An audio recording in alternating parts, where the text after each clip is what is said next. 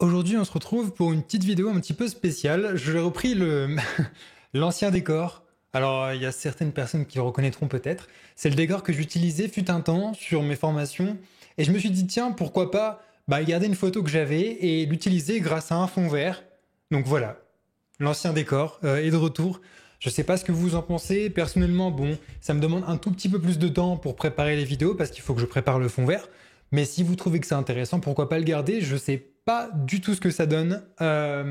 Du coup, je compte sur vous pour me donner ce que vous en pensez.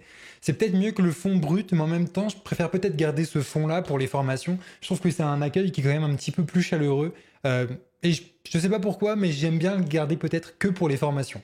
Voilà, dites-moi ce que vous en pensez. En attendant, nous, on va s'occuper de ce bouton que j'appelle un bouton architectural. C'est un bouton qui, lorsqu'on va passer la souris au-dessus, va se dupliquer. Voilà, donc les bordures de notre bouton vont se dupliquer et vous allez voir qu'en fait c'est un effet qui est ultra simple. Le but de cette vidéo, alors c'est sûr que c'est pas un effet tonitruant, hein, c'est pas quelque chose d'incroyable, mais le but de cette vidéo c'est de vous entraîner notamment à utiliser les pseudo-éléments before et after, parce que c'est exactement de ça dont il s'agit ici. Vous allez voir qu'en fait il y a une petite supercherie qui nous permet de faire en sorte que nos bordures soient divisées en deux et que c'est très intéressant de savoir comment faire parce qu'après on pourra le réutiliser dans plein de choses différentes dans nos projets. Allez, c'est parti. On ferme cette page et on passe directement au HTML. Donc ici, on a juste un bouton, donc button.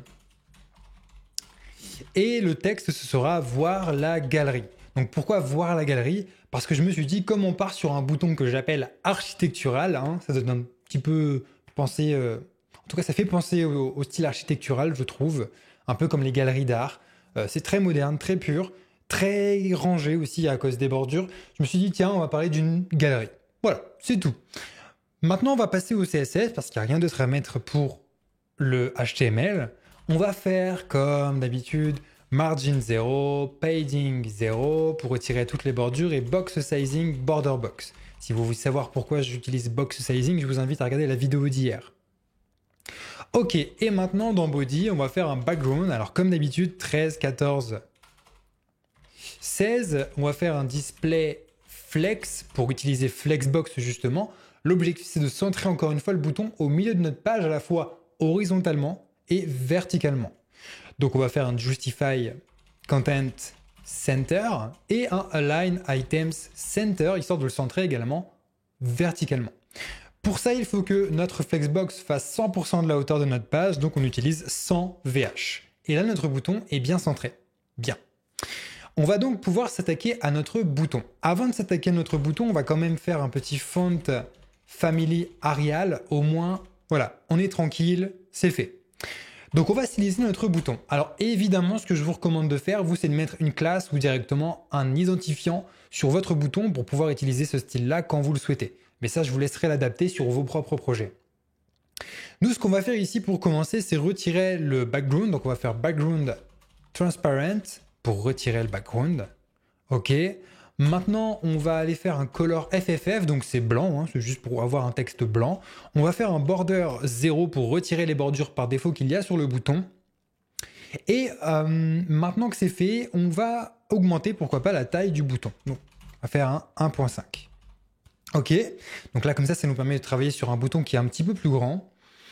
Je suis en train de regarder, je me dis que finalement je vais changer encore une fois l'ordre de ce que j'avais prévu de faire avec vous. Ce sera plus parlant. On va juste faire un cursor pointer pour mettre un pointeur en forme de clic lorsqu'on passe au-dessus du bouton. Et on va tout de suite s'occuper de nos pseudo-éléments. Alors, pour nos pseudo-éléments, on va faire un button, after, une virgule et un button, before. Et on ouvre les parenthèses.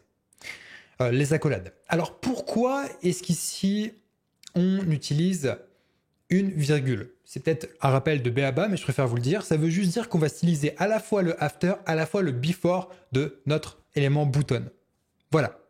Maintenant, on va pouvoir y aller. Alors, ce qu'on va faire, c'est qu'on va commencer par faire une bordure de 3 pixels en style solide et en blanc.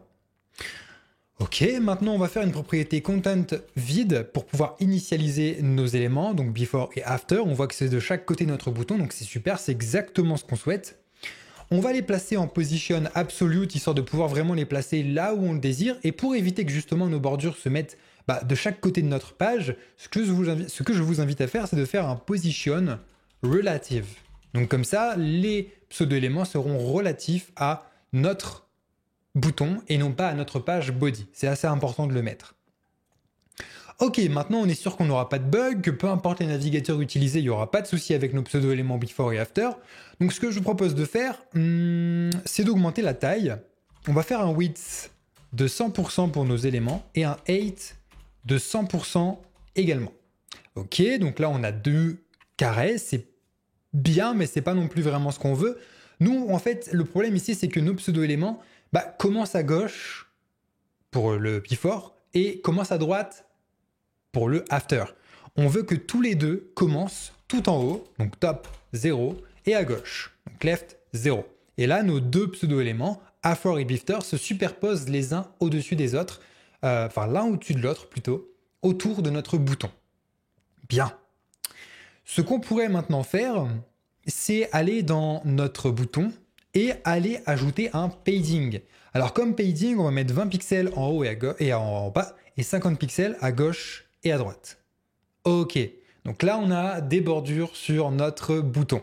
Déjà, premier constat qu'on peut faire ensemble, c'est qu'en fait il ne s'agissait pas de bordures sur notre bouton, il s'agissait de pseudo-éléments. Et peut-être que là vous commencez à voir la supercherie. En fait, ce qu'il va se passer, c'est que une fois que nous allons survoler notre bouton, nous allons faire en sorte de décaler notre pseudo-élément before vers le haut à gauche et notre pseudo-élément after vers le bas à droite. Et ça va donner cet effet de bordure qui se sépare en deux et ça va donner un effet super sympa. Pour ça, dans Button et dans les pseudo-éléments, on va ajouter la propriété Transition All qu'on va mettre à 0.25 secondes. On fait exactement pareil ici. Comme ça va permettre de rendre l'effet beaucoup plus sympa. Et il va durer sur 0,25 secondes plutôt que directement du tac au tac, boum, les bordures sont divisées. Je trouve que c'est pas très joli, donc c'est pour ça que c'est bien de le mettre. Je vérifie une dernière fois qu'on n'a rien oublié. Ok, d'accord. Écoutez, tout est bon. On peut tout de suite passer à l'étape terminale de notre bouton, de notre animation. On va juste dire, une fois qu'on survole, donc avec 2 points over, avec la pseudo-classe over, une fois qu'on survole le bouton, on va aller styliser after. On va commencer par after. Et on va utiliser la propriété transform pour lui dire, tu vas te déplacer. Alors, tu vas te déplacer de moins 5 pixels sur l'axe des ordonnées, plutôt des abscisses, et de moins 5 pixels sur l'axe des ordonnées. On regarde un petit peu ce que ça donne. On va survoler le bouton. Ok, on a une première bordure qui se décale vers le haut à gauche. Magnifique. Maintenant, il faut qu'on fasse exactement la même chose avec le deuxième pseudo-élément before. Et là, on va dire transform, translate. On va le placer à 5 pixels. Et à 5 pixels. Donc on va décaler de 5 pixels vers le bas et de 5 pixels vers la droite. Ok, on essaye ça tout de suite. On teste. Waouh! Et ça y est, notre bouton architectural vient d'être terminé. Alors vous voyez finalement le petit subterfuge. En fait, ce ne sont pas des bordures, ce sont des pseudo-éléments. Et c'est pour ça que c'est super important de s'entraîner là-dessus. Et c'est pour ça que ce tutoriel aujourd'hui est assez intéressant pour vous. C'est pour vous montrer qu'il ne faut pas vous fier aux apparences. C'est une petite supercherie ici. On n'a pas de bordure, ce sont des pseudo-éléments qui se superposent. Et tout ce qu'on fait ici, c'est qu'on décale le premier pseudo-élément vers le haut et le second vers le bas. Et ça donne cet effet de bordure qui se sépare et qui explose, qui implose d'elle-même. Voilà pour l'effet architectural sur ce bouton. C'était vraiment pas compliqué. Le tout ici, c'était vraiment de voir que, oui, en fait, avec les pseudo-éléments before et after, on peut faire plein de choses super intéressantes. C'était vraiment le but de cette vidéo. Si vous avez des questions, n'hésitez pas à rejoindre le Discord. Encore une fois, je répondrai à vos questions. Le lien est dans la description, où il y a des centaines de développeurs qui pourront vous aider. Si vous voulez en savoir plus sur HTML et CSS, j'ai une formation complète sur le sujet qui est également dans la description. Et nous, on se retrouve pour une nouvelle vidéo. D'ici là, éclatez-vous bien avec ce qu'on vient d'apprendre et on se retrouve dans une prochaine vidéo.